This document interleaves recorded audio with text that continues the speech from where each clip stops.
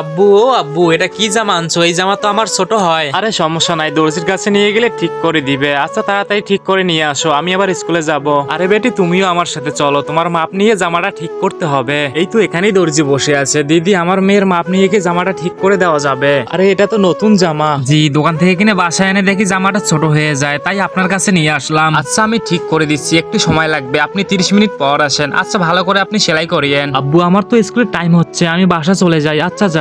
দিদি শুনেন, একটু তাড়াতাড়ি সেলাই করেন, আমার মেয়ে আবার স্কুলে যাবে। আচ্ছা ঠিক আছে। আরে এই লোকগুলা যে কোথা থেকে আসে, দোকানে এসে শুধু তাড়াহুড়া করে, টাকা দেওয়ার সময় তো কম দেয়। তোমার তো স্কুলের টাইম হয়ে গেছে, চলো দর্জির দোকান থেকে তোমাকে জামাটা নিয়ে দেই। বন্ধুরা, আপনি যদি মা বাবাকে ভালোবেসে থাকেন তাহলে ভিডিওটিতে একটি লাইক এবং চ্যানেলে সাবস্ক্রাইব করে পাশেই থাকবেন। দিদি আমার মেয়ের জামাটা কি ঠিক হয়েছে? হ্যাঁ ঠিক হয়েছে, এই যে ধরেন। আচ্ছা ঠিক করার জন্য আপনাকে কত টাকা দেওয়া লাগবে? আমাকে আপনি 690 টাকা দেন। আর কি বলেন আপনি? 690 টাকা হলে তো আমি আর নতুন জামা পাবো। আপনি কি আমাকে পাগল পাইছেন নাকি? আরে না ভাই, এই জামাটা ঠিক করতে আমাকে অনেক সময় লাগছে, তাই 690 টাকাই লাগবে। আরে এত টাকা হলে দোকান থেকে আমি আর একটা নতুন জামা পাইতাম, সেটা আপনার বিষয়। আমাকে টাকা আপনি দিয়ে দেন। এই ধরেন আপনার টাকা, আপনার দোকানে আর কোনোদিনও আসবো না। চলো চলে যাই, এই দোকানদার মহিলা অনেক বাটপার। ওই টাকাগুলো হলে আমি আর একটা নতুন জামা পাইতাম।